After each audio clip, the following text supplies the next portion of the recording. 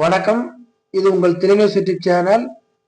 சிதம்பரம் அருள்மிகு பாம்பன் சுவாமிகள் மடாலயத்தில் அமைந்துள்ள அருள்மிகு ஸ்ரீ அறுபடை வீடு கொண்ட முருகப்பெருமானுக்கு மகா கந்த சஷ்டியை முன்னிட்டு சிறப்பு பூஜைகள் நடைபெற்றது. சுற்றுவட்டார பகுதி மக்கள் திரளாக கலந்து கொண்டு சுவாமி தரிசனம் செய்தனர்.